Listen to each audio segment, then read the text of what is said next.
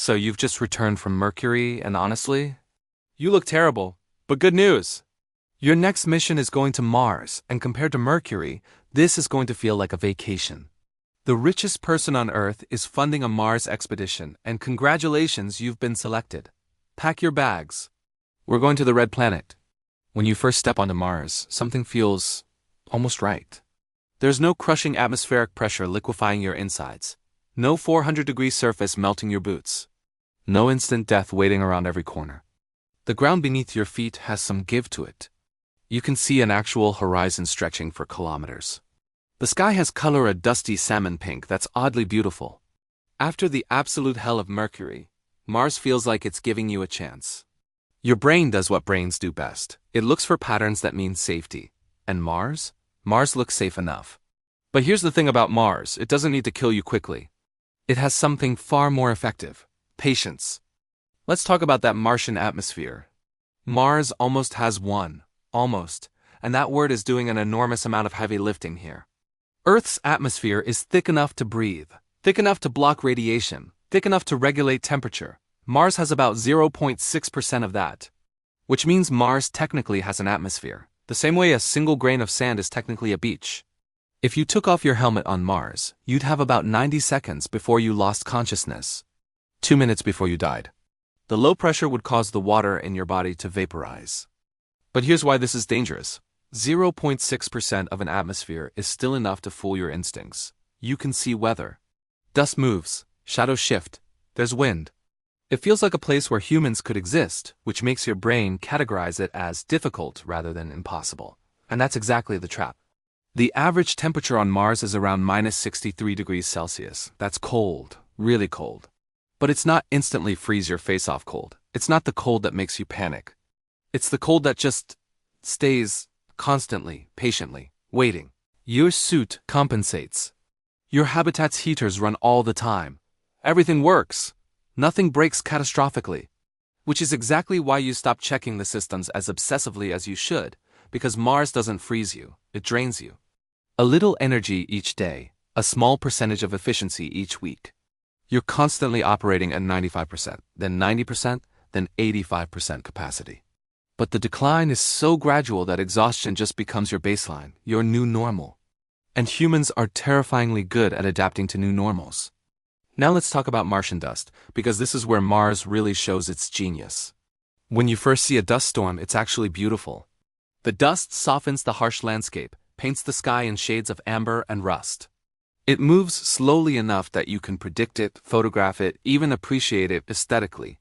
What you don't immediately realize is that Martian dust is nothing like Earth dust. On Earth, dust is mostly dead skin cells, pollen, and dirt particles. Annoying, sure, but manageable. Martian dust is microscopic, razor-sharp, and electrostatically charged. It's like weaponized talcum powder. It doesn't just sit on surfaces, it embeds itself into them.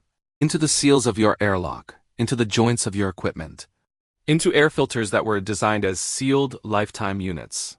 And here's the insidious part: nothing fails dramatically. That would be too obvious, too easy to fix. Instead, everything just works slightly worse. A valve that turned smoothly now sticks a little. A hinge that opened easily now resists. An air filter running at 90% efficiency, then 85%, then 80%. Each individual problem is manageable. Each one can be worked around. And that's exactly how Mars wants it. Because Mars doesn't break your equipment with one catastrophic failure. It grinds it down piece by piece, while you're busy dealing with everything else. Here's something you need to understand about Mars. It's trying to rewrite your DNA. Right now. As you stand there, Mars has essentially no magnetic field. Earth's magnetic field deflects most cosmic radiation. Mars just doesn't. Which means high-energy particles from exploding stars, from the sun, from the chaotic violence of space, pass through your habitat like it's not even there, through your suit, through your body, through your cells. These particles don't hurt. They don't burn or sting or do anything you can feel. What they do is break DNA strands. Usually your cells repair the damage. Usually they get it right, but sometimes, rarely, a repair goes wrong. A mutation happens. Most of these mistakes don't matter. Some of them will matter a great deal, but not today, not tomorrow. Not in any way you can point to and say that's the problem. Mars is giving you cancer, slowly, invisibly, without any drama at all. And there's absolutely nothing you can do about it except count the days and hope the odds favor you. Let's talk about something that actually feels good. Martian gravity. Mars has 38% of Earth's gravity, which means if you weigh 80 kilograms on Earth, you weigh about 30 kilograms on Mars. You can move easily, jump higher, lift things that would be heavy back home. For the first time since leaving Earth, your body feels strong. Your body loves this. So it does what evolution has programmed it to do. It adapts. Why maintain muscle you don't need? Why keep bone density that's unnecessary? Why work your heart so hard when there's less gravity to fight? Your muscles atrophy. Your bones lose density at about 1 to 2% per month. Your cardiovascular system becomes more efficient for Martian gravity, which means less efficient for Earth gravity. This is your body being smart. This is evolution working exactly as intended. And this is also irreversible, or at least very difficult to reverse. After a year on Mars, returning to Earth isn't going back home. It's traveling to a high-gravity prison where your own skeleton might fracture under its own weight. Mars doesn't trap you with broken spacecraft. It traps you by making you belong to it. By slowly transforming you into something that can only survive on Mars. Here's something people don't really think about before going to Mars. The communication delay. At its closest, Mars is about 4 light minutes from Earth. At its farthest, about 24 light minutes. Which means when you ask Mission Control a question, you wait anywhere from 8 to 48 minutes for a response. Assuming they answer immediately. Assuming the signal gets through, now imagine something goes wrong. Not catastrophically wrong. Mars doesn't do catastrophic. But wrong enough that you need to make a decision. Do you wait for instructions from Earth? Do you act on your own? The answer seems obvious. You act. You have to. But here's what that really means. Every decision you make is final before Earth even knows you made it. Every mistake is irreversible before anyone can warn you. You're not working with Mission Control. You're working alone, narrating your choices to people who will hear about them long after it matters.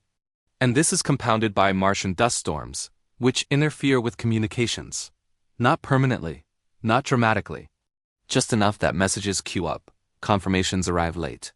Instructions lose relevance. You start operating in a permanent state of uncertainty, making irreversible choices with incomplete information and hoping you're getting more right than wrong. Let's say you want to grow food on Mars. Seems reasonable. The soil looks usable. It behaves like dirt. You could theoretically extract water from it, grow plants in it, maybe even build with it. There's just one small problem. The soil is poisonous.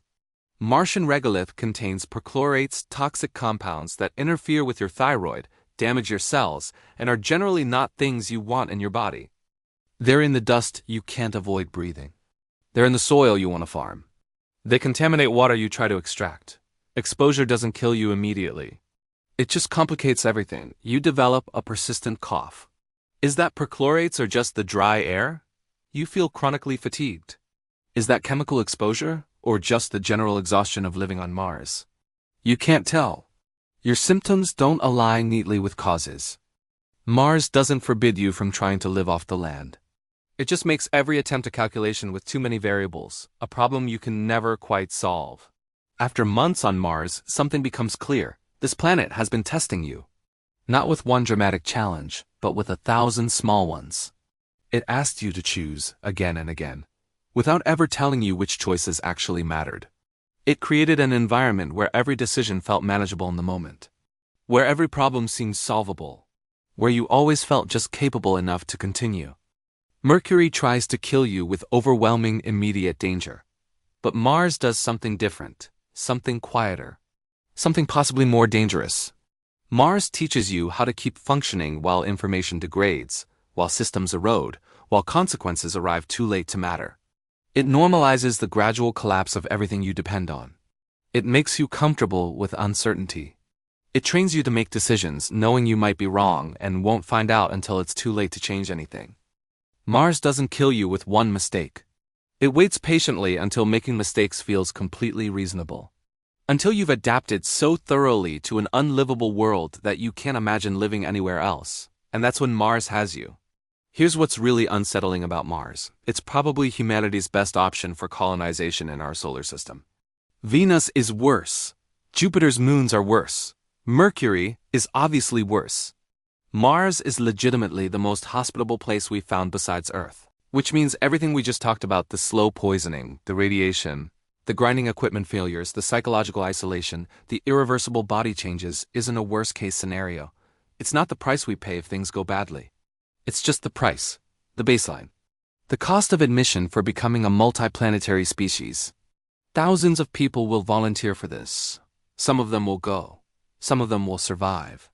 Some of them will even succeed in building something permanent on Mars, but they'll do it knowing that Mars doesn't give anything freely. That every breath, every day, every moment of survival is bought with constant vigilance against 1,000 different ways to fail. Mars doesn't care if you succeed or fail. It doesn't care if you live or die. It's a planet.